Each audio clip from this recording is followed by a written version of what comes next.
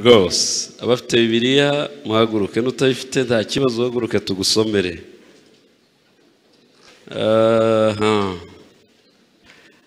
Ndasoma Abaefeso. Ye kuvuga ibindi bintu muri iri joro kabisa, muranyihangane. Ese uriya muhungu nawe waragiye ugira Bibiliya wayisize? Ngira ngo uze usomera. Someraho nta kibazo.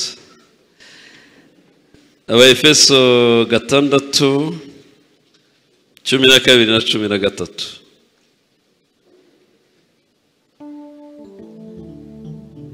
Kuko tudakirana n'abafite amaraso n'umubiri, ahubwo dukirana n'abatware n'abafite ubushobozi n'abategeka isi y'umwijima n'imyuka mibi y'ahantu ho mu ijuru. Nuko rero mutware intwaro zose z'Imana kugira ngo mubashe gukomera ku munsi mubi, kandi murangije byose mubashe guhagarara mudatsinzwe.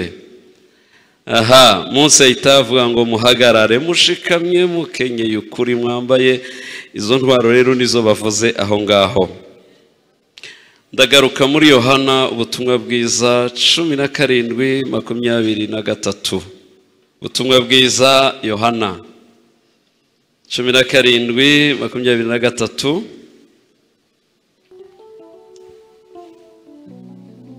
Haravuga ngo ngewe mbo muri bo nawe ube muri nge, ngo babe umwe rwose, ngo ab'isi bamenye ko ari wowe wantumye ukabakunda kuko wankunze. Tuvuge haleluya. Hari igitero cyo mu gushimisha kivuga ngo dore urukundo rwatumye mfera ibyaha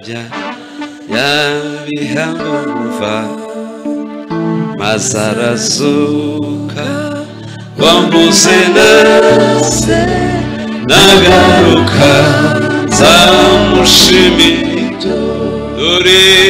Dore urukundo rwatumye mpfira ibyaha byanjye bihamba mu mva, maze arasuka wambuze nase nagaruka nzamushimira ibyo. Habaye umunsi Satana aratsindwa, ntiyaheza Yesu mu gituro, nuko arazuka urupfa rutsinze, none rimwe juri buryo bwa se.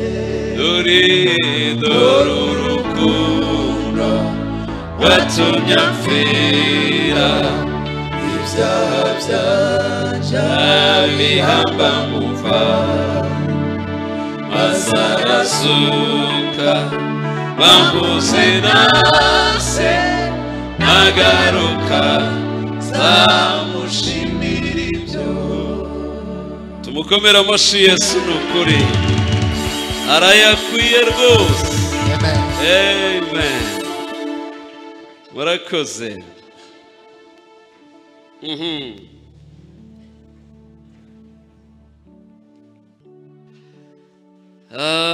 Tugiye kuganira ibi bintu numva ari byo Mwuka yampaye, kubera uburakari maranye igihe ndabwumva bwo mu mwuka kabisa, ndabwumva kabisa.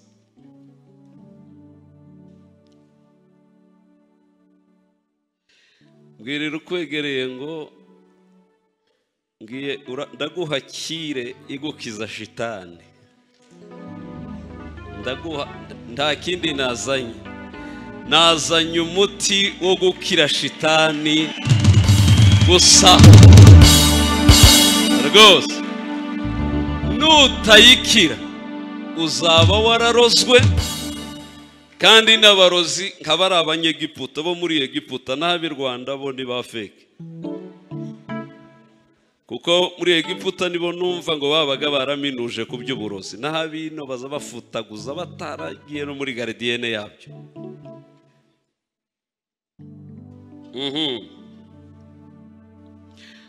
maze igihe nibaza kavuga ati ni gute twakijijwe tukaba twirirwa twisimbiza ngo Yesu yaratsinze, Satani yaratsinzwe, hanyuma wareba bitwa ko bizera ukabona baba mu buzima bw'abasahubwo n'abatsinzwe n'abataba ku ruhande rwa Yesu, cyangwa se Yesu n'uwo mu kanwa ariko si Yesu wo mu buzima. Ngera ahantu nibaza nkavuga ngo ubu se dutegereje undi Yesu uzaza akadutsindira shitani? Ko shitani yamamaye cyane, ko shitani yasaze, ko shitani yabaye igitangaza, kandi tuzi ko igitangaza ari kimwe, ari Yesu Kristo wenyine gusa. Kibaza uyu Satani yavuye he? Uwo nzi ko mfite amakuru afatika ari muri iki gitabo ko Yesu yamutsindiye mu ijuru, ntiyamureka aramukurikira musanga mu isi arahamutsindira, ntiyamureka aramukurikira musanga ikuzimu arahamutsindira, hanyuma amusigira randevu mbi, arayicaranye shitani arayizi.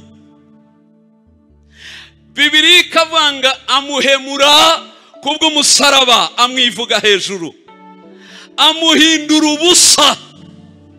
Ariko nkibaza kuki yagumye akomeye, kandi abo Yesu yari yahaye insinzi ngo bamuhindura ubusa, nibarangiza bamwambure na bene wabo, kabona ahubwo ari bo amereye nabi gusumba.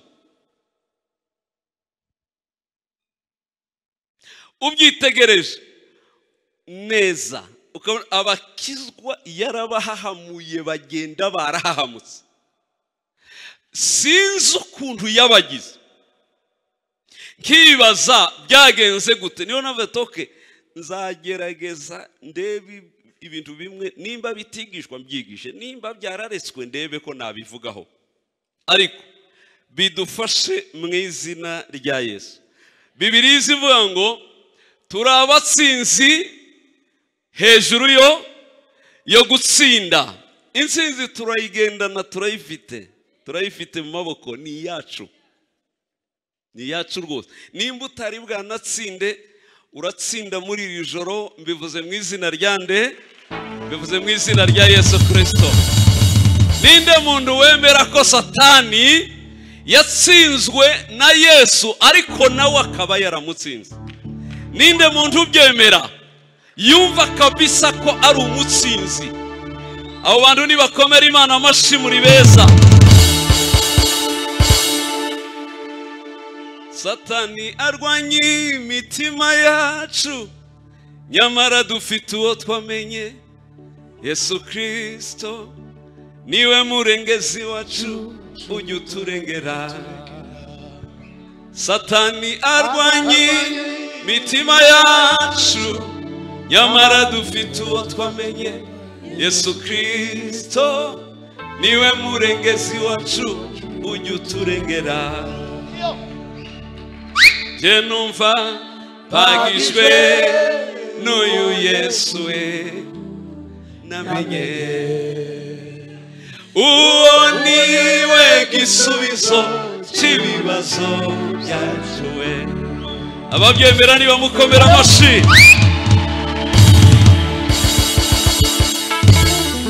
Reka mbabwire bimwe mu mahame agushoboza gutsinda Satani, kumunesha burundu.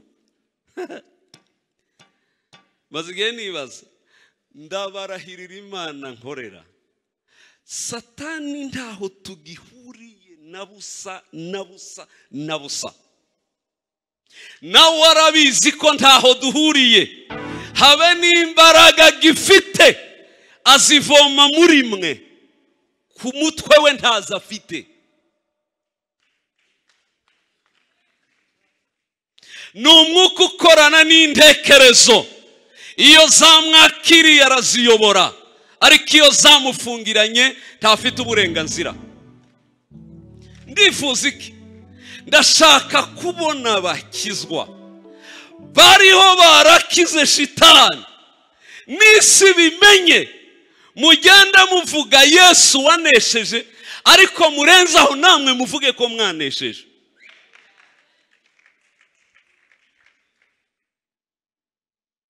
Binateye isoni kwanza, binateye isoni rwose kumva ko twitwa twese ngo turi ingabo za Kristo, turi abasirikare ba Kristo. Abasirikare ba Kristo bamera gutya, bahahamuwe, barahahamutse. Tibishoboka. Nimba utinya Satani uraha ukavaho ukimutinya, bagende bakwinike muri Nyabarongo.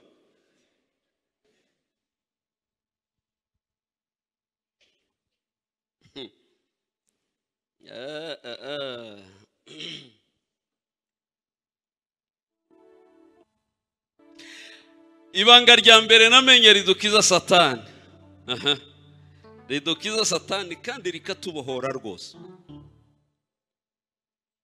Nuko ibigushikira byose mu buzima utagomba kubyitirira shitani. Nimba warakijijwe, Bibiliya manga iyo turi muri Kristo Yesu tuba turi ibyaremwe bisha, ibya kera biba byarashize. Noneho Abakolosayi 3 harasazije n'ukuri kw'Imana. 3:3 Abakolosayi baba hehaye, mubashaka aho murababona. 3:3 havuze ngo kuko mwapfuye kandi ubugingo bwanyu bukaba bwarahishanywe na Kristo mu Mana. Ariko ni gitangaza. Sebitereko yazaga yigisha kera muri Uwaki benshi bari bataravuka ngirengo, ariko hano hari abagabo babaye muri Uwaki. Akigisha yagera akavuga ngo kashiramanga karakanyago, ngo akobo k'ikimbyeyi itahanye imbabazi n'amata menshi ishaka inyana yayo, ngo akobo kakayitega igafite ageze ku nyana yayo, ngo kashiramanga karakanyago. Nanjye ndabivuze ngo karakanyago. Kuba twaragizwe abo twagizwe ariko tukaba tutabizi, turiho nk'abatari bo, turiho nk'abatari byo, none dupfuye rubi kandi turyamanye imbaraga n'ibanga rikomeye. Tuzavuga iki?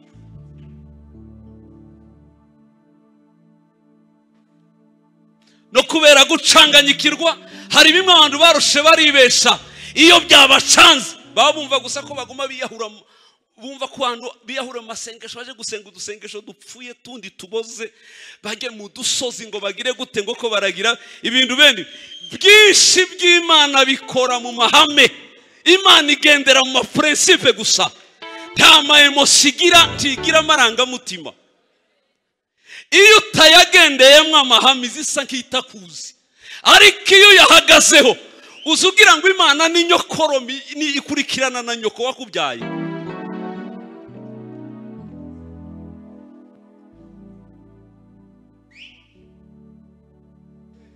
Duhishanywe mu Mana na Kristo. Okay, mbariza ukwegereye ngo aho warahageze cyangwa uracahumva gusa. Tubwirane ukuri, mwagezeyo cyangwa muracaba Nyabugogo gusa.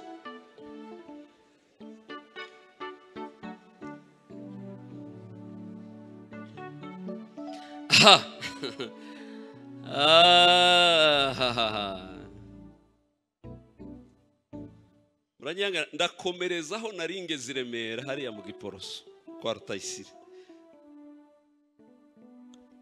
Ndumva nkomerezaho nyine. Ibidushikira byose titugomba kubyitirira shitani.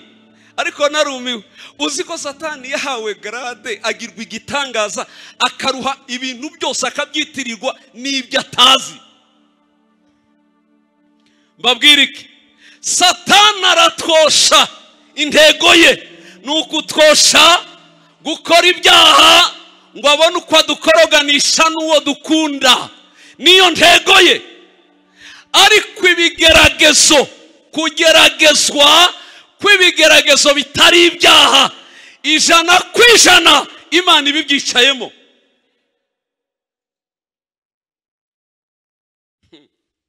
Nimushaka munyumve cyangwa ndabivuga ariko munyumve rero tuvugana.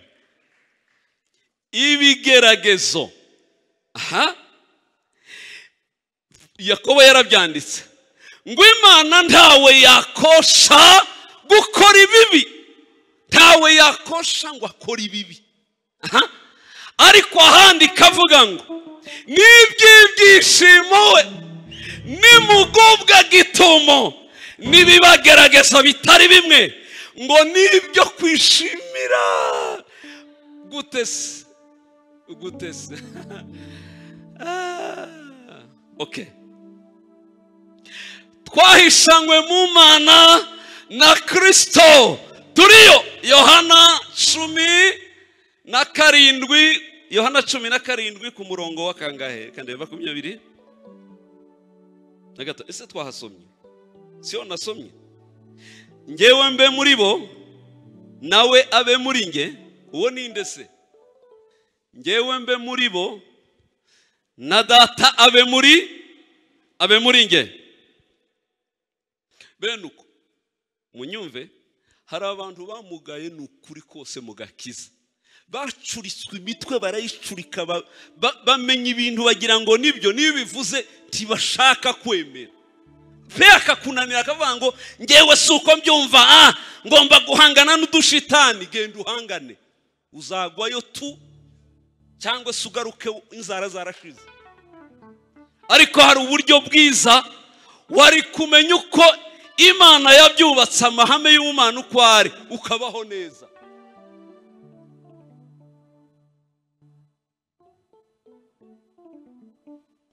Okay, narimvuze ngo ibidushikira byose nzi tugomba kubyitirira Satani. Ndavuga ibigeragezo bitari ibishuko. Ibishuko ni Satani, ariko ibigeragezo Imana irabizi. Nta kigeragezo cangeraho ndi umwana w'Imana. Hari n'ibintu tujya tuvuga byatunaniye kubigira impamo ngo bibukuri. Paulo yaranditse aravuga ngo Imana yaratubungishije, yaradufashe ngira twimurira tubungisha, ngitwimurira ahantu ho mu ijuru ngo ari muri Kristo. Yes, muri Yesu, sinaha na ahantu ho mu ijuru. Iyo twagezeyo Imana iratwimurika dutuzaho, nubwo batubona mu isoko no mu muhanda. Tibivuga ko tutatuye ahantu ho mu ijuru muri Kristo, niyo tuba. Imyuka yacu naho n'ubuzima bwacu naho. Okay, ikibazo nibaza rero, yabwiye abayuda bo ikiri mu Bisirayeli itaraza mu isezerano risha, irababwira ngo nabahetse mukiri inzoya, mukiri impinja, imvi zizarinda ziba uruyenzi ku mitwe yanyu. Nkigira gute? Nkibahetse ku mugongo wande w'Imana. Ariko se ntibageragezwaga kandi bahetse?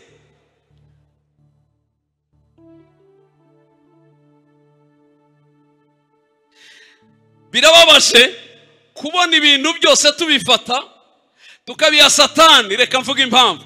Iyo uhuye n'ibikugerageza, mu bigeragezo ntubone mu Imana, ukabifata byose ukabyimurira kuri Satani, ubu koze igitangaza, witaye mu mutego kuzawuvamo.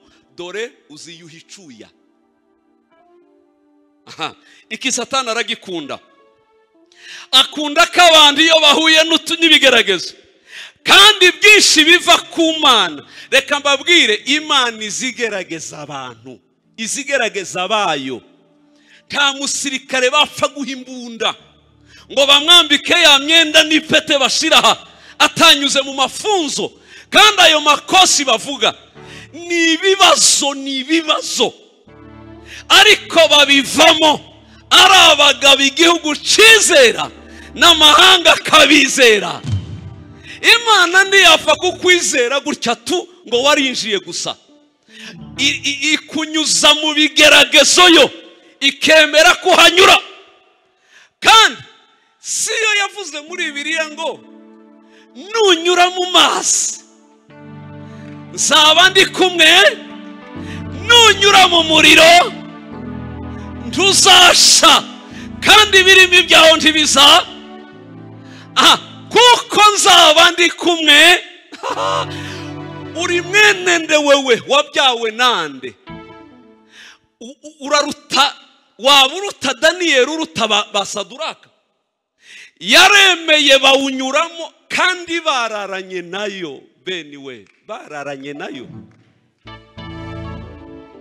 ariko bari bibitseho ibyanditswe bivuga ngo nunyura mu muriro tuzasha, kandi ibirimi byaho ntibiza. Bagiye mu muriro bafite ibyishimo nk'abasaze. Uzi kwishimira umuriro kuko abasore bishimira igisirimba. Nimuvuge neza tubareke. Barasubiza ngo Nebukadine no kumwubaha no gutsinda izina ry'umwami babikuyeho. Nebukadine, nimba ari byo Imana yacu dukorera ibasha kudukiza, kandi nitanabikora tituri buramye igishushanyo, irabareka. Baraye buzuzwa, bararanye nayo ngo irangize mugende. Icyabatunguye bawugezemo neza, bawisangamo igitangaza. Habe n'imisa, nimba ari ikintu gitinya umuriro munsi y'izuba, umusatsi n'ibyatsi n'ibya mbere.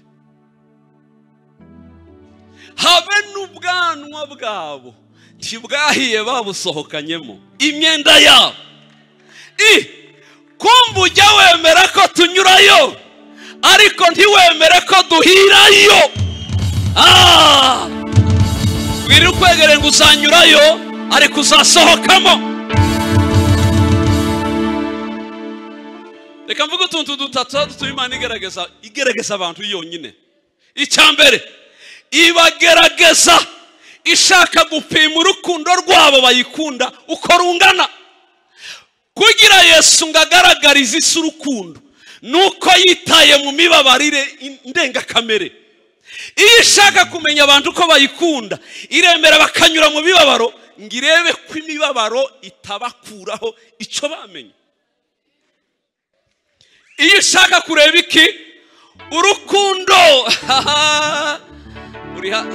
uzamukeho haruguru nibijya kuza ndariri. Nasomye igitabo cy'umugenzi.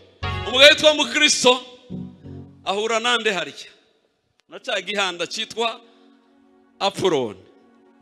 Kiramubwira ati wancitse utariko, nimba ari ibihembo wagenda biguha, nimba ari imisozi ushaka ndayiguha, nimba ari icubahiro ndakiguha, ariko nyemerera dusubiranayo ngutware, dusubirane mwirimbo. Aramwanga ngo sinasubirayo, naramaramaje gukurikira uyu mwami, narambiwe ibihembo byawe ngayo ubuhake bwawe, ndakugaya.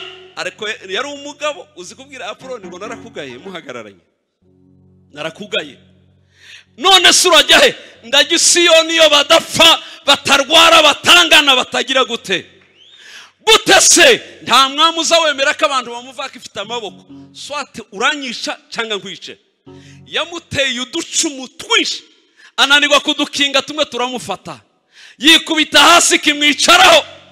Ngo kimwicareho kiramucunaguza, kiramubwira ngo ubu se singwicayeho ko naguteye ukaba wakomeretse. Icya kabiri, nkwicayeho, iyi Imana uvuga irihe? Ngewe abantu bangiye batewe baniha rimwe mba nahageze, ariko mwebwe muterwa ukaraswa kakwicaraho ntiseruke, uyiringiye hiki. Yamusubije ijambo nakunze, aramubwira ngo igitureka igipima ko tuyikunda tudafite gusubira inyuma twamaramaje mu kuyikurikira. Nimenya ko nyikunda iratabara.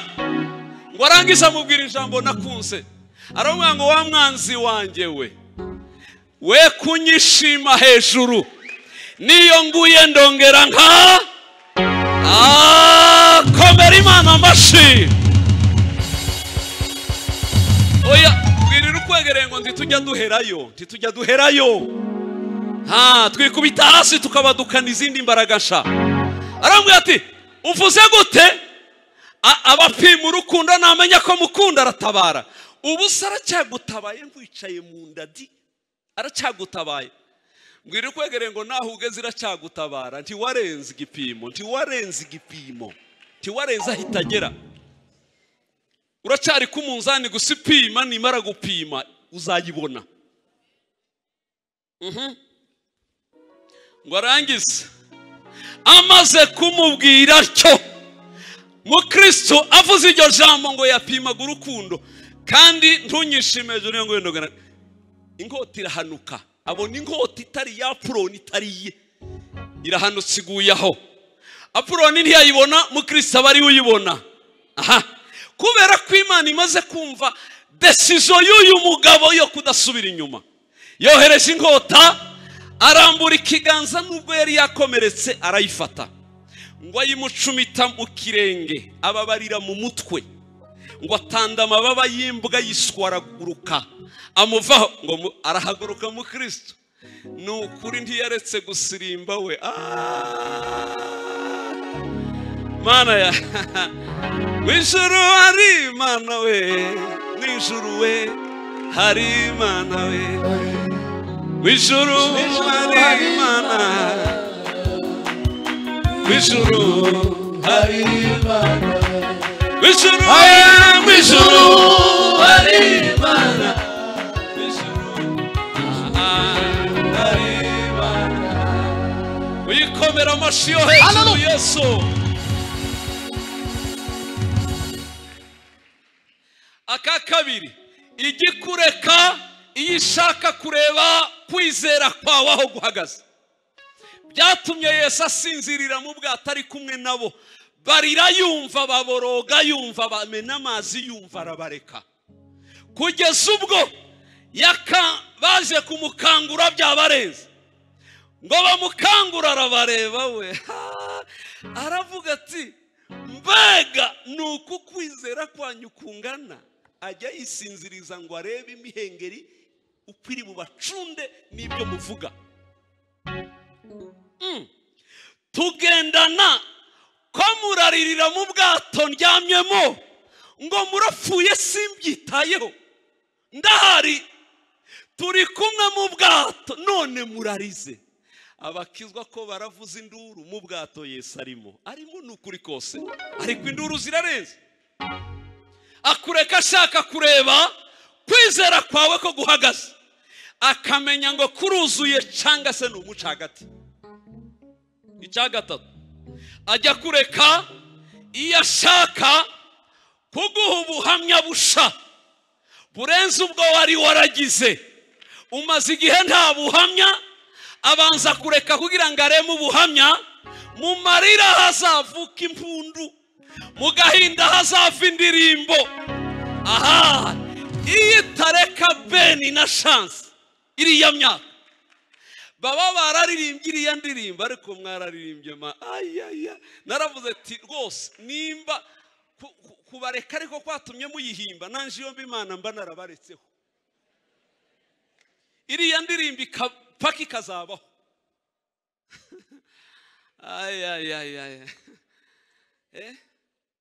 Isi iravuga gute? Esa arakora, nukuri arakora, nubwo utarasubizwa gusa kuko umutima Yesu arakora. Atuye inyuma y'ibihe, ako arutitangiriro. Atuye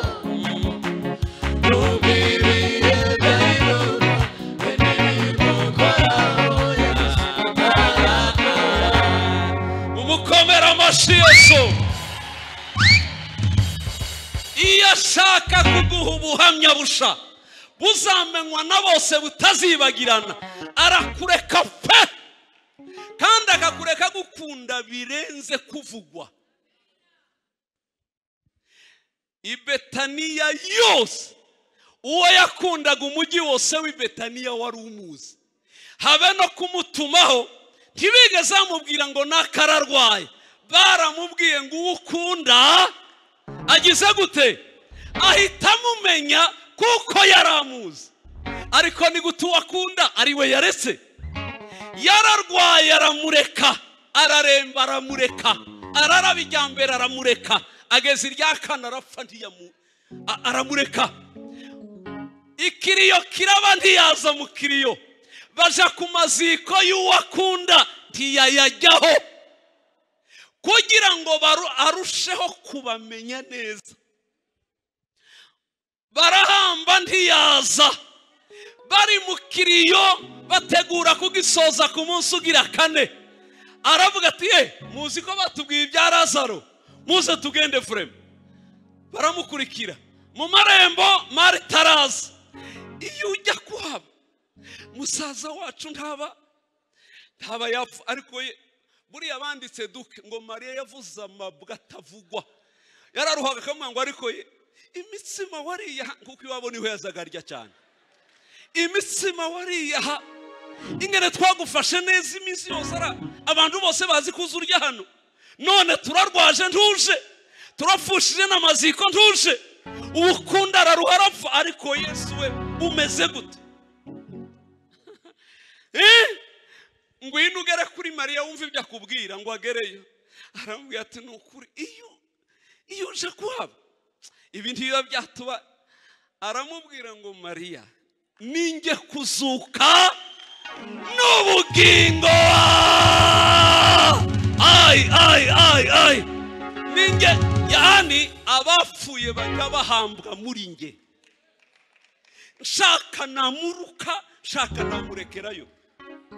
Ufite igeke ngo ndabizi ko azazuka, icyo cyanditswe ndakizi ku munsi w'imperuka, ariko iyo haba uko aba yagiye. Yesu ngabone batari kumwumva, ngo abonye amarira yabaye menshi, Yesu nawe araturikagira gute, ararira. Yesu ariko Yesu yababwiye inkuru y'uko abishoboye ntibemera, ngo bange kwemera, araturika nawe ararira. Amarira ya Yesu ayahoresha yabo. Yesu arize ntibasubiye kurira. Baravuga ati kameme nubwo utaje, ariko nyine wadukunda urabigaragaje. Iboga barashari muri ibyo ko byarangiye. Hanyuma niho yabegera batumve, rero mbabwire nimunyereke Lazaro w'i Betaniya, mwila wa Yesu anafa, Yesu anagenda yohe kerazikwa, Yesu anayambisa kwizuri hamu anadeta. Lazaro ewe Lazaro huruka imbuga yeryo anahuluka, abantu boshi banaganganwa. Orera data orera mawe, Yesu yamuzura nukuri. Komera Yesu amashi.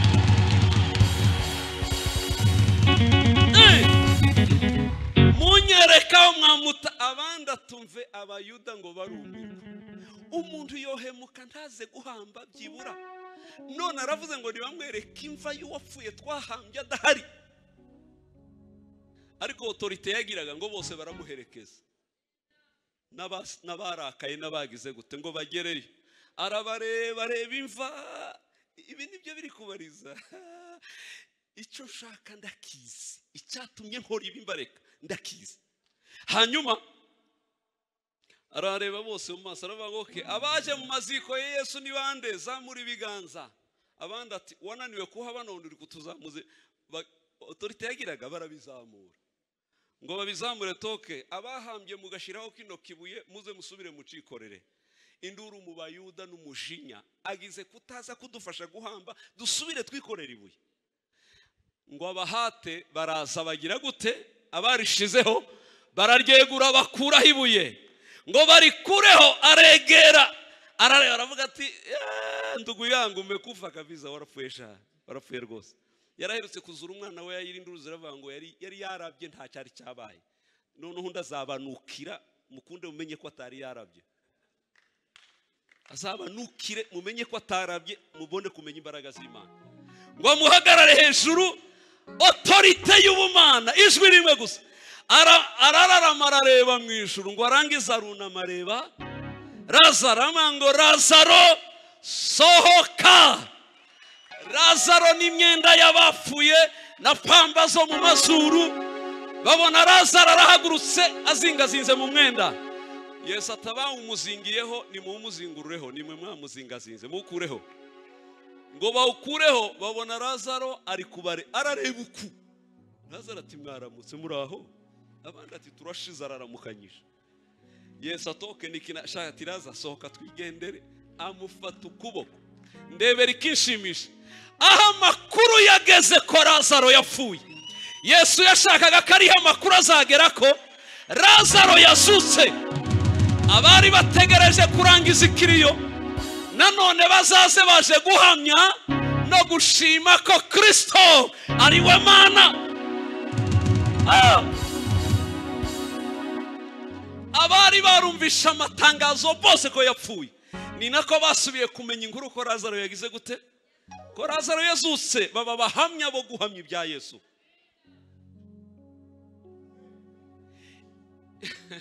Waririmbye neza sha. Ibibazo ufite none nibwo buhamya bwawe bw'ejo. Amarira urira none nibwo buhamya bwawe. Ngwirira kwegerenga ibyo bibazo wikoreye, ni ubuhamya bihetse gusa, nta kindi. Ibibazo by'abubaha Imana biba bihetse ubuhamya n'ibisubizo byabo. Umaze igihe udahimba, umaze igihe udahamya, hari igihe ireka kugira ngo bigukomerane nihagukura. Uzaririmba izasigaye inyuma ya Dawudi, uzavuga amakuru y'Uwiteka kugeza habonetse uwundi wanyu nawe uzayihamya. Ushobora kukureka wenyine, icyo nacyo muzakimenye. Ikureka ikigihe ikazareka undi ikindi. Abahamya bazahoreho bavuga kugira neza kw'Imana kw'ibyo ikora. Dore umutego mubi rero nashatse kuvuga. Iyo bikubayeho ibigeragezo bitari ibyaha bikubayeho, wamara ukabyegeka kuri Satani, uguye mu mutego. Dore bizakubaho utinda kubivamo, ndakurahirira ukuri. Kugira ngo ibyo witiriye Satani bikuveho, ntibikunda. Gute se? Satani ntiyabiva inyuma kandi ntajya reka. Satani n'ubu ni umuroberi watsinzwe ariko utarishwe, aracarwana kugeza n'uyu munsi, nubwo azi ko nta mbaraga agira kandi ntawafata ku nguvu, ntabyo ashoboye. N'ubu haba n'ugombwira ngo Satani ndahagaze ngahe ngwino duhure, wo harara bugaca mudahuye. Nimba ubipinze abantu bamugize igitangaza ngibiki, genda uhagarare mu muhanda uvuye ngo ngahe uzuhansange, uraruhave ntawe uhageze none ari hehe. Icyazi ni umuhanga wo kunegosiya, arakuganiriza kugeza kwemeje ko mukorana, wabyemera bigakunda, utabyemeye tibishoboka. Aranyura hehe? Ngahe none ugize ibibazo urabigaruye, ubyitiriye Satani atari ko Satani dore ibyo yankoze ibiki na biki. Nico gituma benshi niyo baje gusenga birirwa bahondagura, Satani wamviriye muri ibi, Satani. Narabyanditse mu gitabo cyo kubohoka, hano birahari babizanye nubwo atari byinshi byashiriye Remera. Nanditsemo ikintu. Iyo gusenga kwawe kuzuyemo shitani, uba ufite akaga gakomeye. Nzabibuza abantu kugeza bicitse. Maze imyaka 9 nta shitani uba mu masengesho yanje, pita ubamo. Iyo oya ni 11 iyo myaka 11 no mu rugo rwanjye nta shitani ubamo, ntawe njya mvuga mu nzu yanjye, ntibibaho. Nta n'uwo muwanje wasenga ngo ashiremo shitani. Simarume sinamubyara wa data, nta nakomoka iwacu, nta sano tugirana. Maze kumenya ko ari umwanzi w'umukunzi wanjye, twatandukanye burundu, no kumuvuga binateye isoni n'iseseme, ndamushaka higa. Ariko abakizwa bacanganyikiwe, bazi ko ubuhanga bwo gusenga ari ukuvuga shitani cyane. Ori iyo umuvuga cyane, iyo ni strategy yize, aravuga ngo nubwo badashaka kungarukira, nanone bazandamya kuko baramya Yesu. Genda urebe amasengesho y'abakizwa, asenga iminota 30, avuze Yesu inshuro 70, avuze shitani inshuro 64. Saba kandida bagiye kunganya amajwi, tamurushije make sinkaya Trump nande.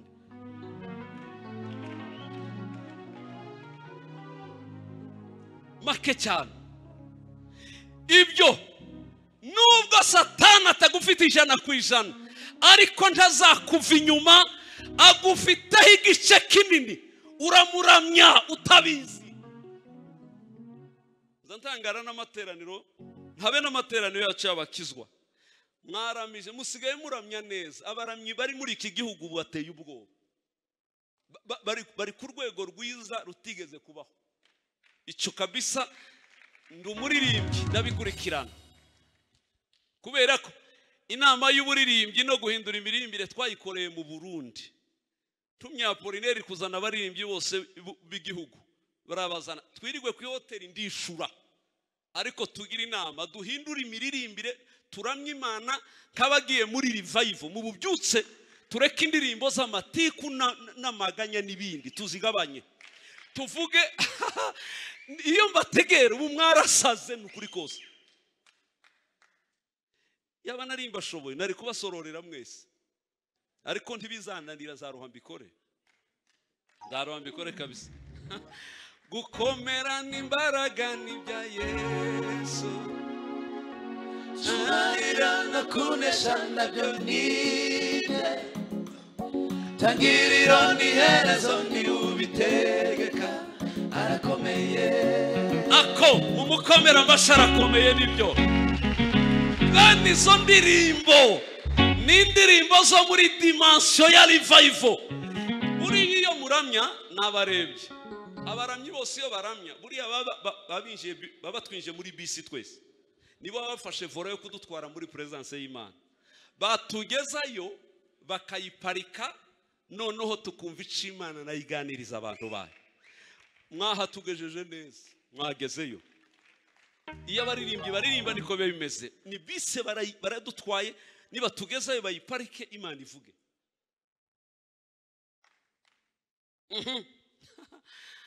Niba ngahe bari hano, imisengere yanyu yuzuye shitani n'ubudayimoni.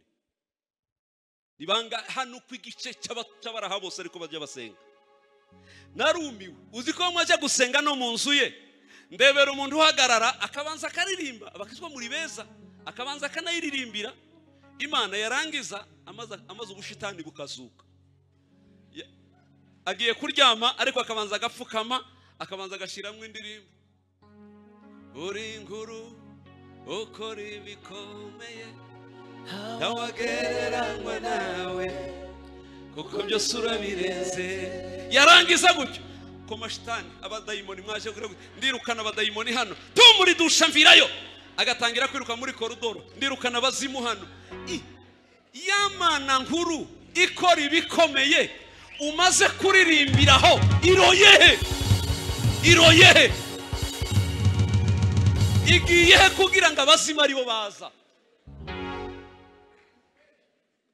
Negera intebe yawe, sanye ibimazi by'amashimwe, uririmbire indirimbo z'amashimwe n'icyubahiro, ni wowe ubereye gushimwa.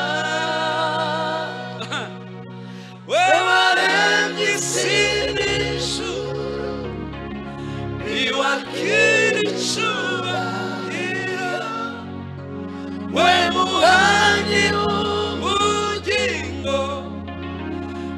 imirimo yanjye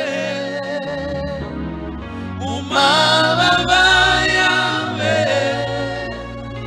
iyo nshaka kwibera mu bihe z'abantu z'amashima untiza amashitu ya mukomere. Hallelujah, hallelujah, hallelujah. Foniga. Ndebera amaze kuririmba ngo negereye iki? Negereye intebe yawe. Yamara kugera imbere y'intebe y'Imana akagira yahindukira tu abacwezi tu n'abajya bande se bari mu kuvuga abajya bande nabaki abarangi abarangi tu imbere y'intebe y'Imana abacwezi bavuye he kandi mu ntebe yayo abarangi babayo bavuye habo utuzi mu ducometse mu mitwe gusa mu mitwe bakatujyana n'imbere y'intebe y'Imana. Ninde muntu uragera imbere y'intebe y'Imana akibuka ko shitani abaho? Ninde uragera imbere y'intebe yayo ngo yibuke ko n'ibibazo bibaho? Ntawubaho. Si imbere y'intebe yayo muzamujya, ni imbere y'imikihari. Si imbere y'intebe, ni imbere y'udutebe nyine nimbari imikaratusi n'imishaki n'ibindi ntabyo nzi. Ariko ntabwo ari imbere y'intebe, ntawuzugerayo ngo yibuke ko ibibazo bibaho. Nayo masengesho mujye mubona abantu birirwa ngo Mana yenguze utubazo ngibiki na biki, ari Nyabugogo n'ukuri kose ntararenga aha. Ugera imbere y'intebe y'Imana ukibuka ibibazo ko bibaho gute? Kurengerwa n'ubwiza bwayo ukabura uko wifata ukayiramya ukavuga icyubahiro. Reka ndabivuge uri mwiza Yesu, uri mwiza, uri mwiza. Ubona ubwiza bwayo ukibagirwa ibibazo n'ibindi ugatangira kuvuga imbaraga n'ubwizigira gusa. Ariko indavanga y'utundi ntaha abantu bazabajya.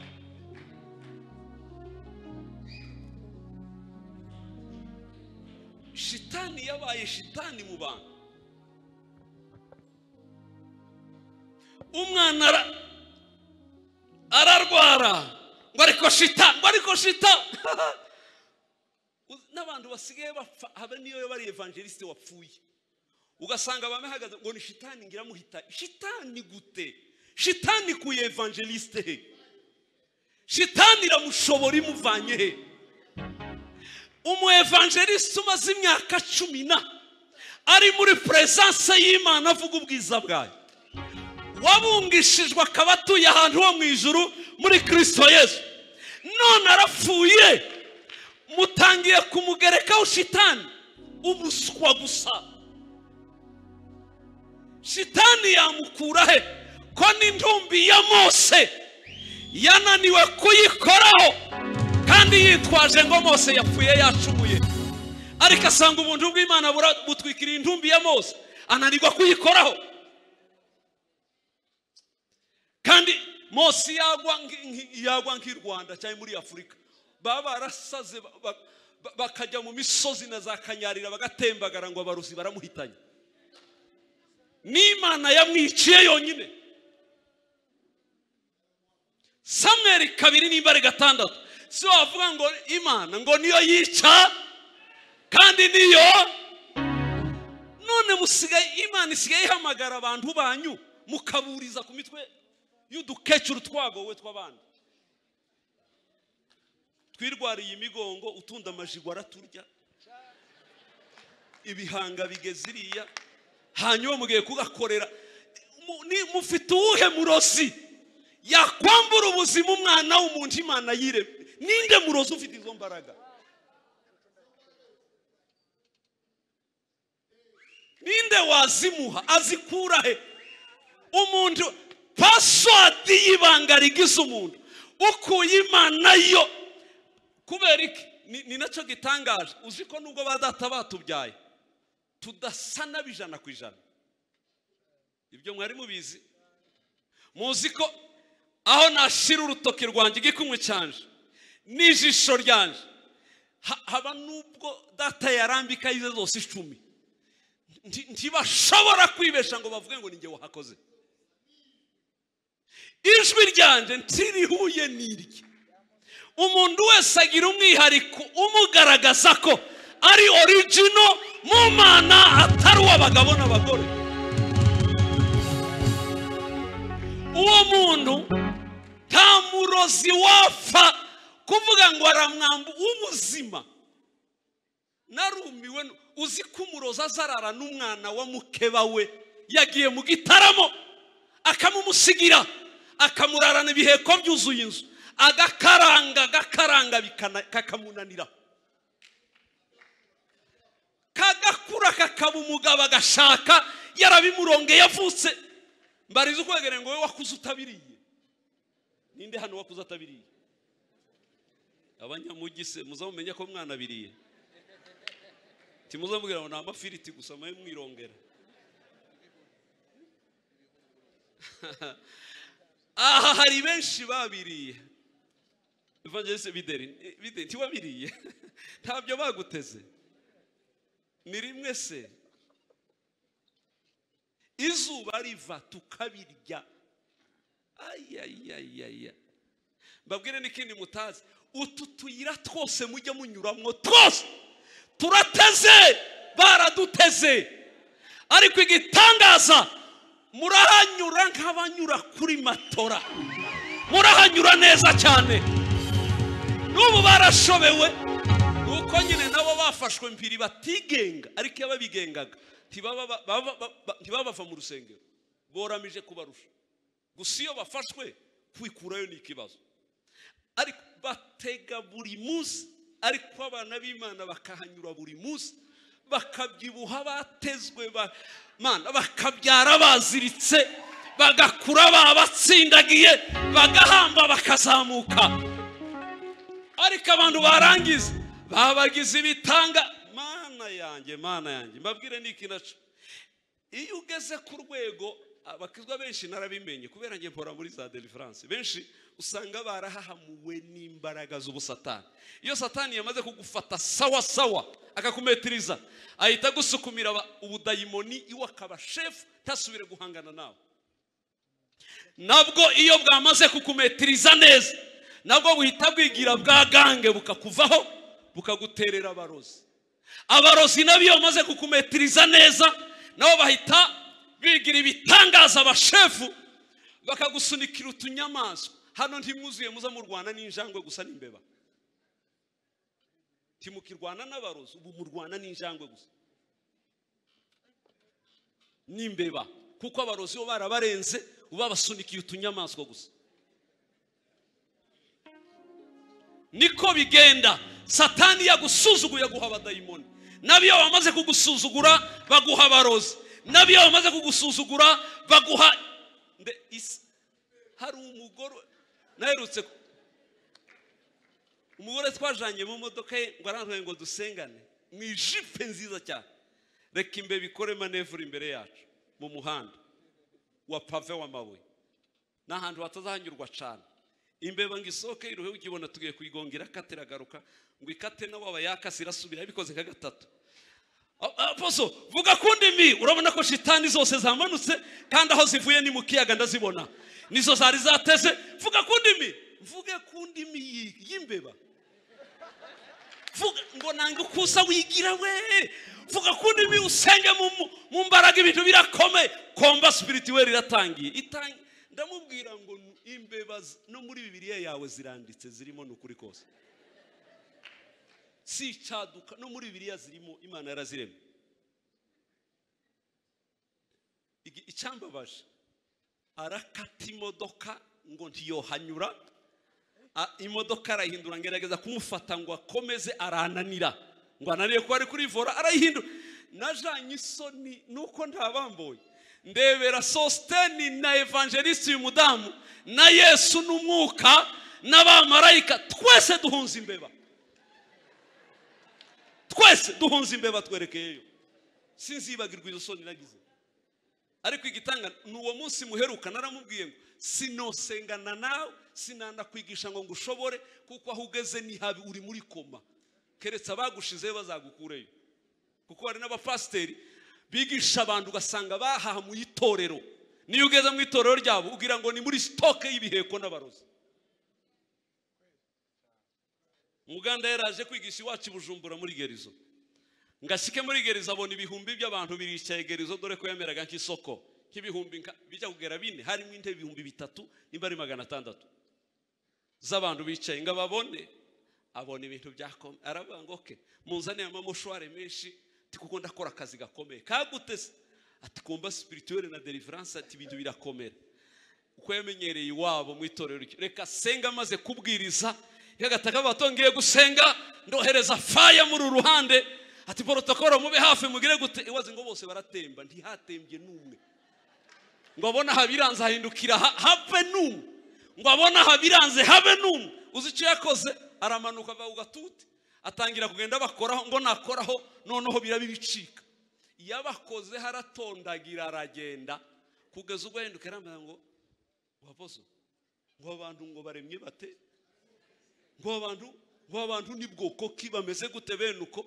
Ndamubwira ati Gerizo ngahe gerageza urahonda uruhe, urahasiga imbavu. Nimba iwawe wabatoje abazimu nibo babuzuye, kuko itorero ryigishwe imbaraga z'ubusatani no kubahahamura. Upfa kuvuga ijwi rimwe bagatangira kubwejura, kandi gitangaza ababwejuye mu kwa mbere bakazabwejura no mu kwa 12, kuko byamaze kwinstara muri bo, ntibyo babikivuyemo. Ariko nimba ushaka kwitorero rihinduka, bapakiremo Kristo wenyine gusa, ubigishe Yesu. Zengundu wabambwe morotisha n'amatungo, andotera n'amasambuwe n'amasumeza. Umukomera amashuri Yesu umugabo wenyine.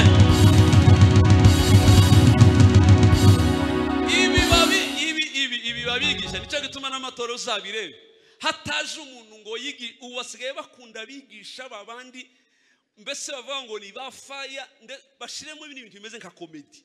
Harumwe nabonye muri Kenya, ni umukomedi uteye ubwoba, ibihumbi by'abantu babyaze gusa biri muri comedy mu tuntu n'utundi, isiga kundi gakurike. Muzanarebe kumbuga kuma YouTube ubutumwa bwa Kristo butarimo ibikomeri, tibajya babukurikira. Genda ukubiteho ubutumwa ushiramwe ibikomeri, ibihumbi by'abantu biriruka mu kanya, urumirwa. Ubutumwa bwuzuye ibikomeri n'ubutumwa bwuzuye amarangamutima, ibihumbi by'abantu birakurikira. Ariko zana ubutumwa burimo Kristo wenyine, ntibigera ntibareba, kubera ko ibyo birabarenze, ntibumva ko naho iyo bavuze ibikomere ayiwe baratoneka rawe, aho nyine aho komeza barabashima, ayiwe ako nyine we, ingo baranyanze ngo baranta hanze, nukuri kose ngo bigira gute, ayiwe ngo nanaka ngo mvuga nabi. Iyo bavuze ngo baramvuze ngo bagira gute, barasara, kubera ni indembe zahuye n'iyindi ndembe, noneho ihaye izishima aho zibabara.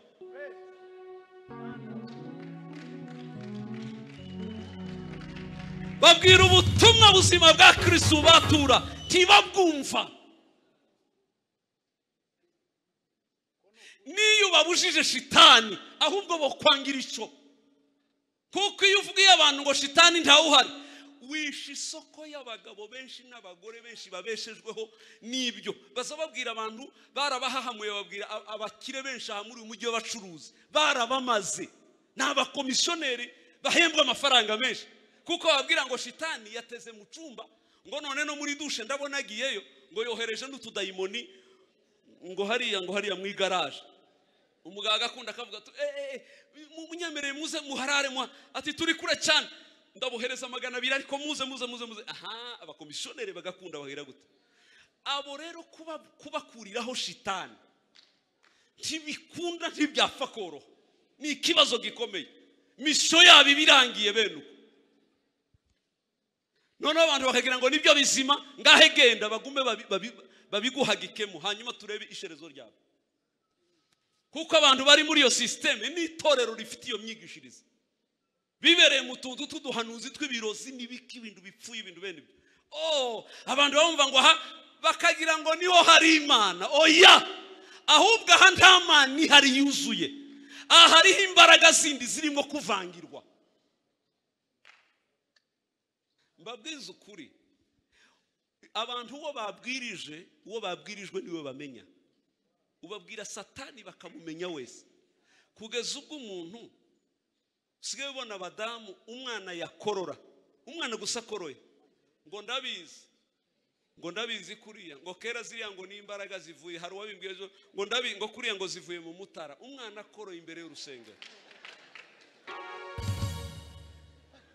Barabamaze museka, ariko bene wacu barashize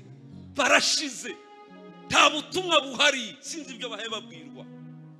Kristo amaze guhinduka nk'akabebe, nk'akanyempuwe k'imbabazi gakunda abantu kazabatwara mu ijuru ariko kadashoboye kugira icyo kabamarira. Abantu bamaze gufata Kristo ntabwo ari kizimyamoto, Kristo ntabwo ari polisi ngo nimuvuga ngo ngahe Yesu ngo hariya ngo ngahe gira, ntabikora. Nushaka ugende, abuza abamwizera se tibishoboka.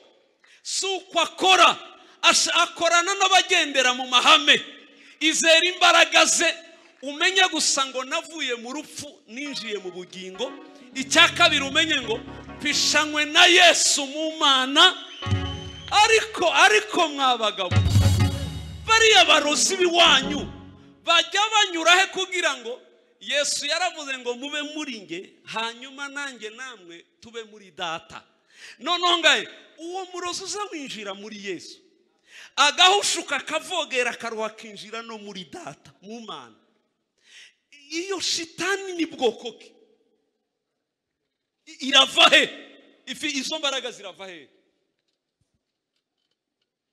Ngewe kugira ngo mbikire, nimba ari umuntu wakubiswe n'imbaraga z'umwijima, ngewe nibwo ko naza nasohoka hanze kagaruka ukuguru kutava hasi ngo baranteze nasitara gutya kananirwa gukura ukuguru hasi. Madamu yaje gutora urukwi hanze tukiba mu cyaro, kugaruka mu nzu kikaba ikibazo.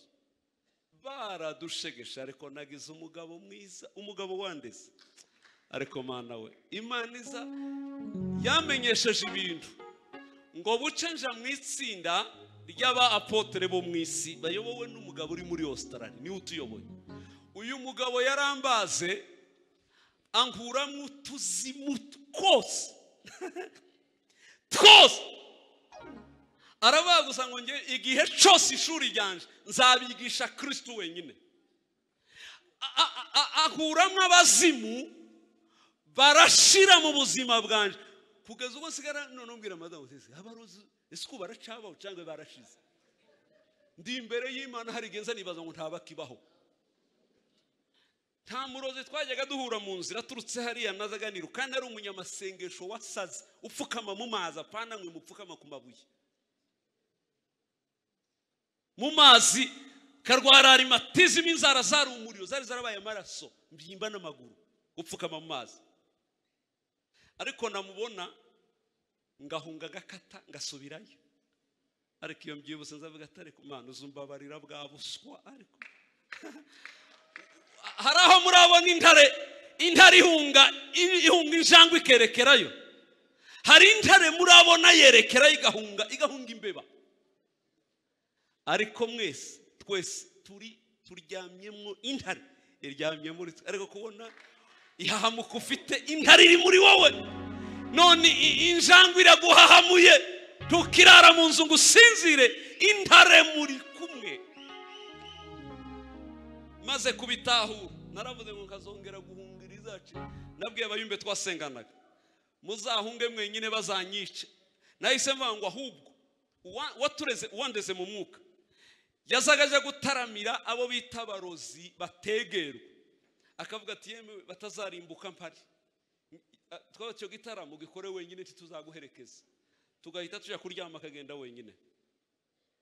maze guhinduka navuze nanjye ndagenda nje gutaramira umwe naragiye ndamuganiriza mubwira amakuru ya Yesu n'iby'Imana ivuga aracyanganyikirwa ubwenge burataka aratangira kumwe ngo ese ngo none ngo umuntu ngo yarateze ngo nk'umuntu ngo akamutega ikintu agiye kuvoma ngo agahita afatwa n'ibisazi ngo akagira gute ngo se ngo wakoze bene ibyo bintu ngo nyuma ngo akaza kubura urubyaro ngo uwo ngo yobabarirwa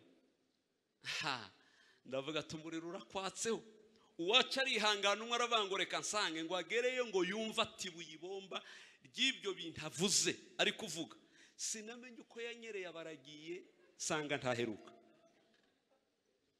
ibi bijya binantangaza nico gituma muzabona ikiyumbe cyinshi cyanone ari ikinyabwoba giteye ubwoba kubera ko ntigitozwa kubera kitatojwe bene uko ngahe muzareba bayumbe bakuza bose bakera muzabarebe urebe ko iryo hahamuka harurigira tanum ariko abandi barashize kubera ko reka nkubwire ayo makuru babwire n'ikindi cyantangaje icyo gihe no kugira ngo tubishobore neza twaravuze ngo dusabe Imana duha amaso ngo tubone ibiheko ngo amazi cyo tubifata ngo tubikure ariko twarabifasha igitangaza igihe twabifataga nico gihe twakubiswe kurenza imyaka yose twabayeho ni naco gihe byabaye byinshi mu buryo ahantu hose narumiwe imbere y'irembi wanje nasanga kirahari ku ihango ry'igitanda hariya kirahari ishiga ryo kuziko kirahari buri munsi twacukuraga inzu ndaroba ndavuga ati yeme mbwira abacu baraba aba expert muri byo ndababwira tuku satani yaradusuzuguye tubayimbwa twaba turi mu Imana n'imbaraga z'umwuka w'umuriro ibi bintu uyu mwanda ugahora uzi wacu tiguhera none ngiye gusaba Imana tikongere kumpa amaso yo kubibona ahubwo nkeneye imbaraga zayo zo kubibaho kubinyuraho no kubitura hejuru bigapfa ntacyo bikoze aho ngeze bigahinduka ubusa bakomeje bo bakura ngewe n'uwo munsi nahaga sinongeye kukwereka igiheko guhera uwo munsi ariko umunsi byahagaze nico gihe nabikize ariko ababikomeje barakubiswe kugeza ubwo baza basigara bambwira ngwino dusengere twananiwe kweguka igitangaza benshi baranaguye bava no mu gakiza iyo tabonye umurera no kugwaragwa okay nico gituma uzabona n'isengero ukabona isengero byabaye indiri kubera ko ari byo byabwirijwe byaramenyere ibintu byarazamutse bende ko mbabwira ukuwe kuri guhera uyu munsi wa none nimba muza mwumva ubutumwa atari igipindi guhera none genda usenge ujye usenga uvuge Yesu uvuge Imana uvuge ubwiza bwayo urangize utavuze shitani nguhaye amezi 6 ayo mezi nuyarangiza ucumva icyitwa umwuka mubi uzaze kumbaza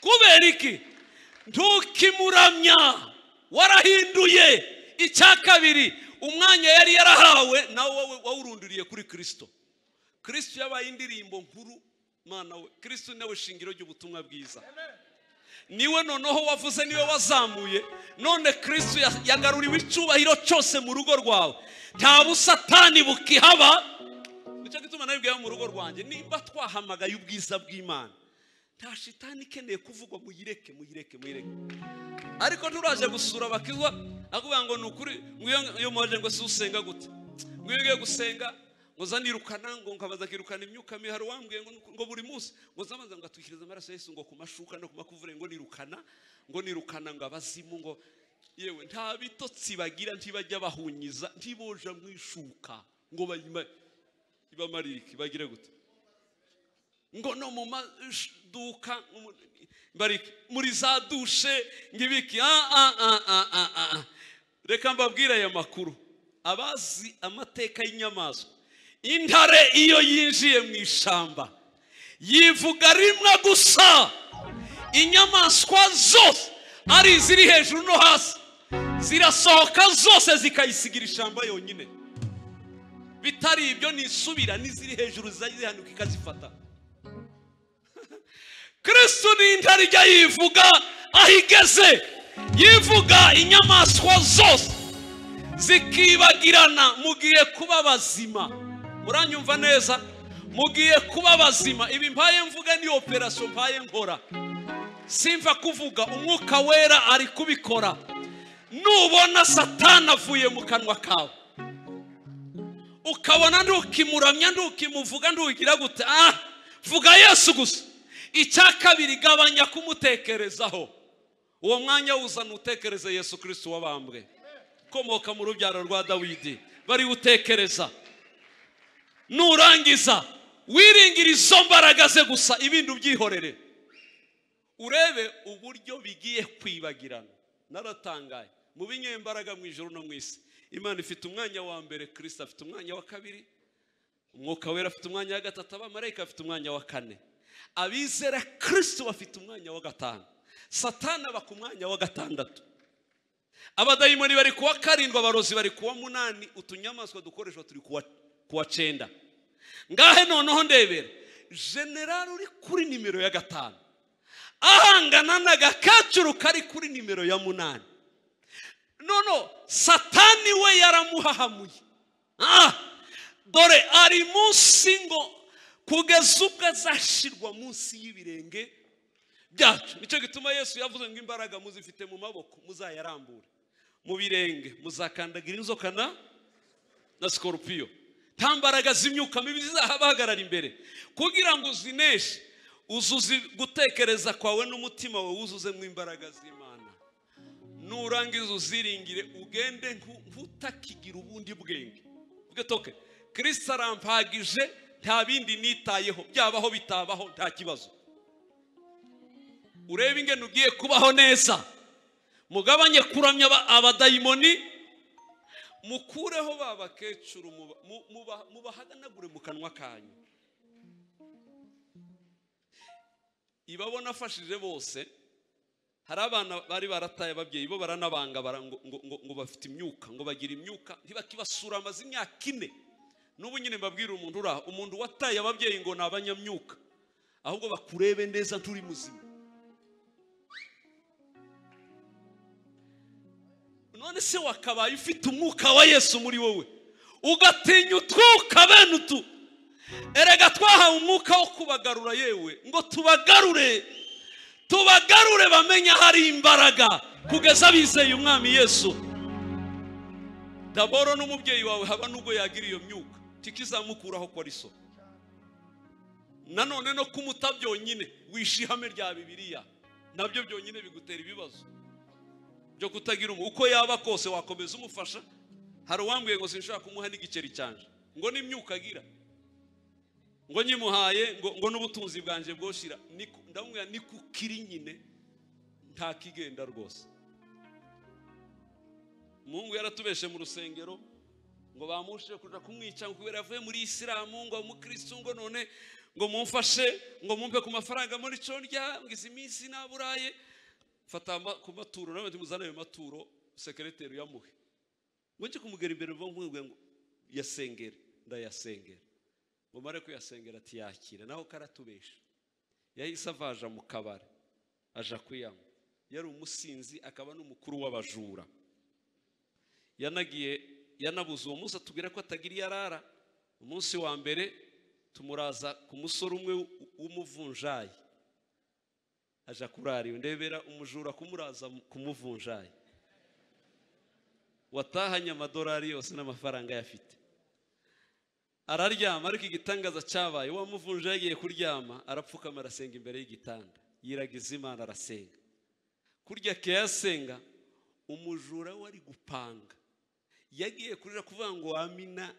Umujura ntiyamenye, yaje kubivuga nyuma, nimba ari baranteye ikinya sinamenye ibyambaye, niteye hejuru ari unkanguye, agiye kukaza avuye muri dushe. Kandi ngo aje kubihamya nyuma, wa mugabo aravuga ati nari nararanye idolari 1000 zari mu ipantaro zimanitse hejuru yaho turyamye. Arahwera, asinzirira guhwera, ntiyamenye ibyabaye. Ngo arangize aragenda ngo inzoga, ya mafaranga arayanyoye, ngo arangize zaramufashe mu buzima, kandi nganyoye amacupa 4. Yumva ko isesemi zamukararuka, barahora mwirukana mu kabare, agira ngo aragenda aje kuri mugenzi we bibana, aje kuryama, arananirwa agwa mu ikaneva yiryamamo. Bugiye guca aja muri Burakeye mu rusengero rwari hafi, yumvishe basenga, agenda yikurura agerayo, abwira pasiteri, arabwira ngo mbwire pasiteri ansengere mfe nihanye, ngo bavuge gupfa yihanye, ngo bibwire pasiteri azayiruka, ngo ashike pasiteri aramwihanisha, arambwira ati ibimbayeho ni iby'amafaranga yo mu rusengero, mbesha barayamba, niyo nangoye inzoga none ziranyishe, unsabira imbabazi ku mushumba wa yampaye yaramvuga, ngo avuge wa wundi ahita mupakira mu modoka ati niwe wagukiza ngwino ngutware. Aramuzana, mbona iwanjye mu rugo, tuje ku biro, turamanuka turamusengera, asaba imbabazi, arakizwa. Urazana abajura muzamwibana, genda ubabwire nabo baze tubasengere. Yaragiye arabazana batatu, abandi baramunanira, niwe wari shefu wabo. Yakira umwami Yesu, arahinduka uwo munsi, abona kuvuga imbaraga z'amasengesho n'amaturo yasengewe yo mu rusengero. Ibyanyu birasengeye, ntawabivogera, birashinganishije mu Mana. Turi kumwe, tuvuge haleluya. Mvuga ikisi, mvuga imbaraga z'amaraso. Iyo wiringiye imbaraga z'amaraso ziguha ubudahangarwa mu buryo ntawagutongera ngo azagushobora. Hanyuma bizamurwa gusa n'imitekerereze y'abantu, yabizamuye, babikabije, bagize gute, benuko. Mfite ngewe abana ndera mu mwuka, bamwe bari hano, abandi bari i Burayi, abandi bari Amerika. Rwose sintinya kubihamya. Bamwe bahungaga n'amazu yabo bakayata kubera guhunga imyuka mibi. Ariko narabaga nawe sinshobora kubasengera, bene abo sinjya mbasengera, nunaza sinzagusengera, ariko nzagufasha. Narabwiye ngo okay, mbaha programme, uwo numvise birakabije, wowe turaganira ukwezi kose, ndaguha umunsi tuzajya tuganira. Kamubwira agakiza n'imbaraga zo kwiringira Kristo, kamubwira imbaraga z'imyuka mibi mikorere yazo, namara nkamubwira uko yifata gusa. Nubona urabyitwaye uko nkubwiye, uzambwire ko hari dayimoni zagarukamo. Ubu barakize, basigaye bakorera deliverance abandi. Bamwe tumaranye amezi 5, abandi 7, abandi umwaka. Ariko umuntu w'amezi 5 narumiwe, asigaye yigisha aba evangeliste biwabo. Umwe yarambwiye tubu ninge basigaye bita pasteur, maze amezi 6, kandi wacu hari aba evangeliste, hari aba diakoni, hari abantu bamaze imyaka 15. Ndababwira bakumirwa, ibyo wabikuye he? Akabwira ati nge narakize, nahuye n'umupapa wamfashije.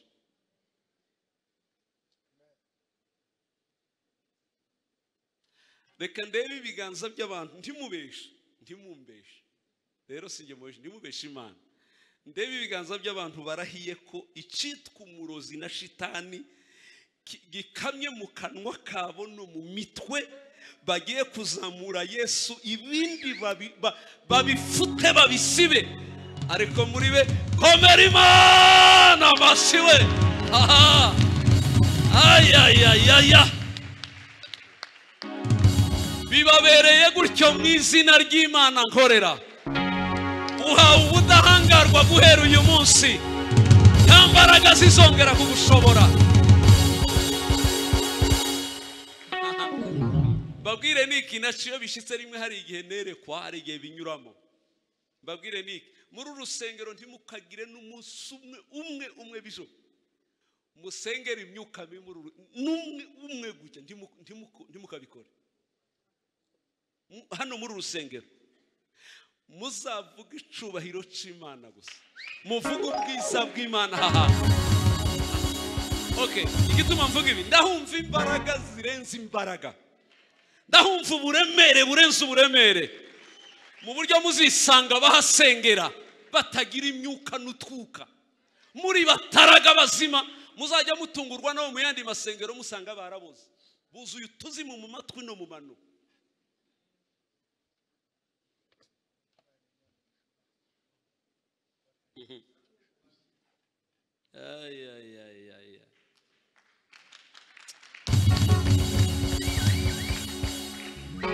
Muzamenye ibi, Imana ikorana n'umuntu bingana nuko ayizera, nuko ayitekereza. Kandi igitangaza, igitabo kiri hariya cyanditsemo kubohoka mu mutima no kubohoka mu mitekerereze no kubohoka mu mubiri. no kubohoka muri ekonomi. Hari igihe usanga uyabohotse agace kamwe akandi karacyafashwe ugasanga ni ibibazo, ariko iyo ubohotse mu mutima n'imitekerereze ugiye kuba igitangaza mu bantu. Kubwiza ukuri, tujye unategereza ko Imana ivuga ngo ariho ubitegereze. Uhora utegereje ko ikora gusa kuko gahunda yayo ni ugukora. Icya kabiri, kwizera kwawe konyine kuba guhagije ko guhindura amateka yawe.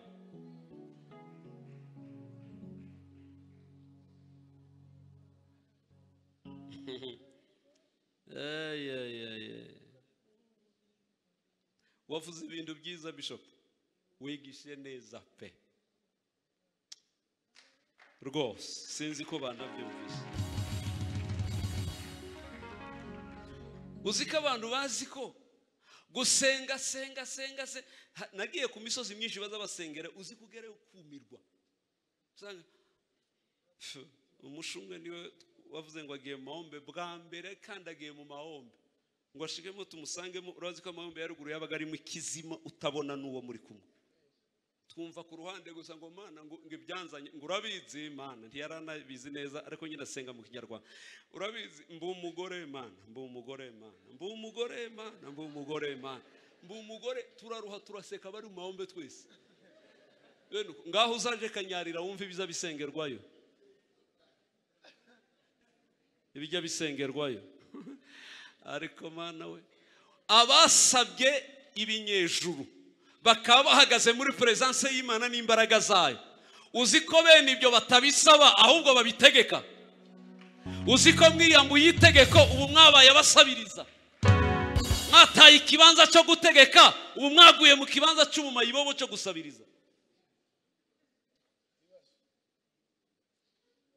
Nigishe kwizera umunsi w'umugabo aragenda ahagarara kuri Banke Mondiale, oya ku biro bya Loni, arabizenguruka aravuga ngo Mana guhera none sinzongera gukora ahatari muri Loni. Icya kabiri, sinzongera guhembwa amafaranga atari amadolari guhera uyu munsi. Ngo arangize kuyizenguruka agaruka mu giterane, asanga nti turasohoka, yasize ndi gusengera abantu ndangije kubwiriza. Ngo agaruke aragenda anyura mu mujyi aja kuvunjisha udufaranga yari afite, aduhindura amadolari, azana idolari 10. Aravuga ngo sinzongera no gutura amafaranga atari amadolari, aza yitwaje $10. Kujya turangire tuvuze ngo abantu bature bene uko, azana idolari akubisemo. Ngarangizo yumva baravuze ngo hari umwanya w'umuntu bari gushaka umurimo mu bintu bya Loni. Ahita ariruka aragenda akora iyo bwa, aravuga ati birarangiye, biro nazengurutse nafashe payimani, nta handi yigeze akora muri Loni yabaho. Igitangaza abanditse bose ngo aje kumva yumva niwe bahamagaye ngo naze, asanga ni batatu. Barabata hasigaye ni ibipimo bapima barebe ko nta ndwara. Barabapima bose basanga nawe basanga afite diabete kandi iri hejuru. Baravuga ati ufite diabete? Aravuga toke subirayo nyuma y'icumweru uzasubire mu bipimo utuzane, niho tuzamenya ko ushobora gukora aka kazi cyangwa se bihagarara. Avuye arampamagara natsinze, ariko bansanganye diabete. No, nta diabete yambuza akazi. Kristo kiri ku ntebe kibaho. Nimba Kristo atarazutse diabete igumemo, nimba Yesu yarazutse diabete iramvamo. Fasha dusenge, twiyirije umunsi umwe turasenga, nawe arasenga. Kwizera yari afite kubisazi. Buriya abantu benshi zari batega imitwe ngo ngira ngo nogera kururiya ngo wenda ngo byohita. Ubundi kwizera k'umuntu kugira ibice 70 byo gusubizwa kwe, 30 nibyo bagufasha. Uziki ibitangaza Yesu yakoze byose babibumbira muri 21, 14 nibyakorewe banyiri byo kwizera bamwe Yesu yanabahakaniye. Ibiryo by'abana sinabihimbwa, nimbwa zizazirya ibivunguka byatakaye hasi. Yesu atari ko nondumiwe nguhakaniye ntyo none urasa kwizera kurasaza. Aravuga ngo nyina wanjye we genda bikubere gutyo. Murumva se uyakize kubera ubushake bwa Yesu cyangwa akize kubera imbaraga zo kwizera k'uyu mudamu? N'abandi benshi nuko byari birindwi nibyo byonyine bavuga ko yakoze mu bapagani ashaka kubemeza imbaraga z'Imana. Umugabo nyuma y'aya masengesho asubira mu bipimo, nyuma y'icyumweru asubizayo ngo bashike basanga nta diyabete. Ni isaha mpagaza aha, n'ubu mpagaza aha, akora muri Ronini ari hanze yo mu bihugu. Kwisobanukirwa biguha imbaraga zo gutegeka, tusigara ukomeza uboroga nka mayibo bitasaba se. Erega Imana ni data mwakabyara, ninde mwana usaba sagahwera akagira kabana bivugira uko ashaka, ntanasaba ngo atondeke amagambo neza, apfa kumenya ubusabane bafitanye na se. Ubusabane nibwo butera Imana gukora ibyo ikorera abana bayo kuko babizi. Ariko niba ufite umwuka wo gusaba nka mayibo bitazi ko binashoboka, biragoye ko bizanashoboka nyine.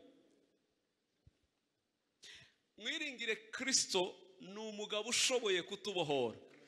Twahishanywe mu Mana nande na Kristo, amaraso yarahagije kudutwikira. Muzabazaba abaheburayo bayasize ku miryango, urimbura arananirwa asize ku miryango, twebwe asize ku mitima yacu. Dufite ubudahangarwa tugendana, twapfa kuvogerwa gute? Noneho ikirenze ibyo, umwuka w'Imana wose usigaye utuye muri twe. Umwuka w'Imana nizo mbaraga zayo. Imana yashakaga ngo duhinduke utumana mu isi bagaragaza Imana mu bantu bitewe n'umwuka wayo.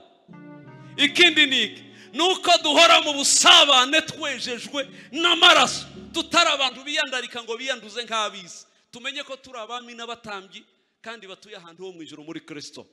Titurabinaha, tidusa n'abandi bose ngo tugende nk'abo tumere. Umunaziri ntapfa gukorakora, araziririje kubera iyo miziro nyine agira, iwahangana no kwiziririza, ariko ntagira izindi ntambara zo kurwana n'utwuka. Ibyo Imana iba yarabimukuriye, yarabishize kureye kubera ko ahagaze muri ubwo burenzi bukomeye. Ndashoje mbivuze mu izina ry'Imana nkorera. Murabatuwe n'imbaraga z'Imana. Imana irabashiraho ubudahangarwa. Tiwapfa kuvogerwa. Uzi ukuzuzwa warangiza ugahita wumva udushitani ngo yiwe turaje, ariko biragatsindwa we Mana we. Wewe na Yesu urahahamuwe n'udukecuru, wewe na Yesu hahamuwe n'utuntu tuboze dupfuye nabi gute. Uwo ni Yesu wahehe wamenye, udashobora reka nsoze mvuzaka uza ngahe ijoro ryose uzasenga, ndabivuga murahita mubyibuka. Ijoro ryose usenze mu masengesho yawe warangiza ugashyiramo satani n'abadayimoni abacwezi n'ibiki, mu masengesho yawe ya nijoro ukabishiramo, kurahiriye Imana nuryama ukabyuka utarosa baroza uzambaza. Icya kabiri, babandi bakunda gusenga bazi ngo ni style yo gusenga. Uwiteka uri Imana urakomeye ugize gucyajya kurangiza ngo abadayimoni ndabakandagira, ndabaribata, ndabafunga, ndagira gute. Ubatatse ntabaharura babesheye, tushobora kubabeshera ngo buce bataguteye. Satani ahita avuga kwa naka intambara yatangiye aziko ariho muri nimugende. Benshi murabihamagarira aya makuru nta nayo muzi. Ngahe bihorere uvuga ubwiza bw'Imana. Satani gera ahandi ivuga ngo uziko kwa naka yanatwibagiwe atanacibuka ko tubaho, aragutera anyuze he, nta nijwi rye n'izina rye ryumvikana iwawe. Okay, si bibi gukubita shitani aho umubonye kubita, ariko mu gihe adahari wimubeshera.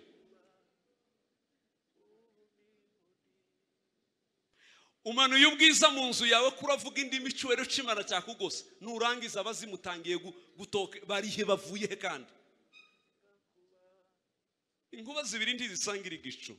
Aho Kristo ari nta Beliyari uhajya, kandi aho Beliyari yigaruriye biba bigaragaza ko Kristo ntawuhari. Imika Kristo izindi mbaraga uzimurekere. Si afere yawe. Afere yawe ni ubusabane nawe gusa, ibindi bimurekere. Muhagarare ku maguru dusenge. Uri inkuru ukora ibikomeye, abagereranywa nawe ukomeza urabirenze.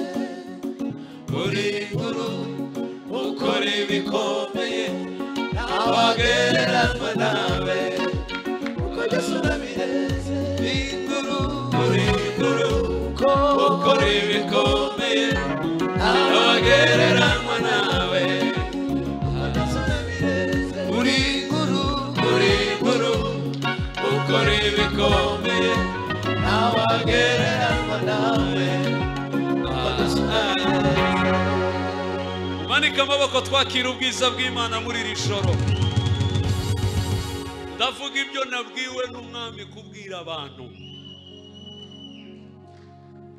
kandi Imana ibwiye kuko ibi nabati Imana wereka mvuge teme bariho we. Mana toya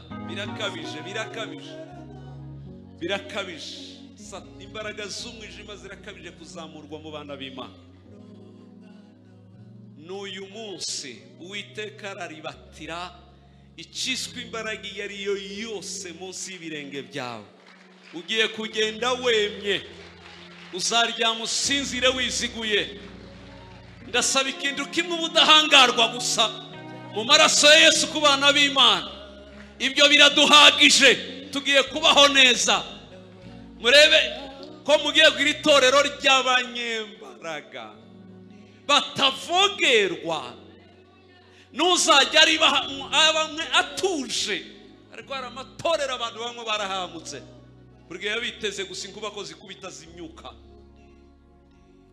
Oh yes, muzamura ibiganza. Uri inkuru ukora ibikomeye, abagereranywa nawe. Mureke dusenge twese, turahamagara imbaraga n'amaraso ya Yesu. Ibyo umwuka n'amaraso birahagije kuturinda no kutweza, tukaba bazima, tukababasha, tukababera, tukaba. Kumbe Satani n'intumbi y'umukiranutsi ntapfa kuyegera, kanswe noneho ahagaze abona.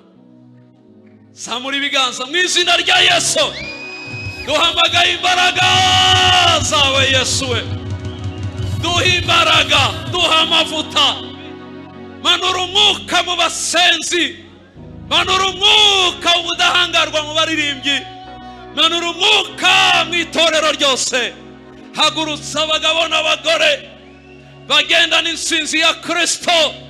Yesu yaradutsindiye, arayiduha ngo arangiza arigendera, ngo nimuyobore, nimutegeke, nimuganze, nimubwire amahanga, muyamurikire. Lela kafone wantarewe hishuka muri aba bagabo, wantarewe hishuka muri aba bagore. Ndarimbura umwuka w'ubwoba mu bitwa ko ari abana b'Imana bose. Nibakira umwuka w'ubuzima, titwahawe umwuka w'ububata, w'ubwoba udusubiza mu bubata. Twarabatuwe, ntaho Satani duhuriye, ntaho duhuriye.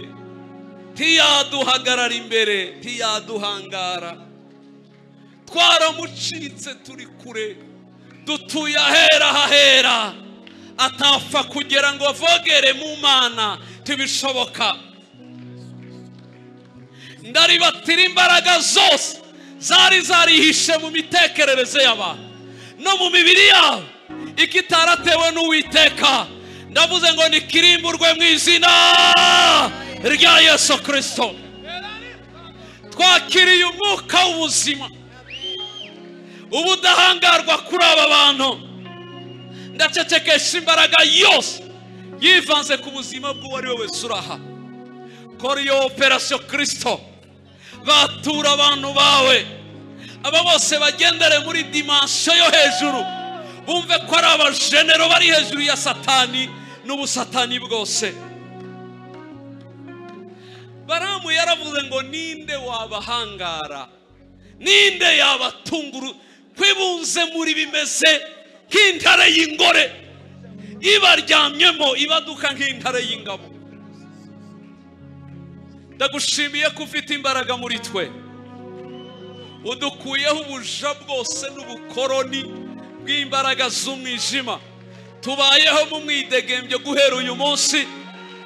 Iri ribaye itorero ryuzuye ubudahangarwa n'abantu bazima bazima bazima babwira abandi ko Yesu agira neza,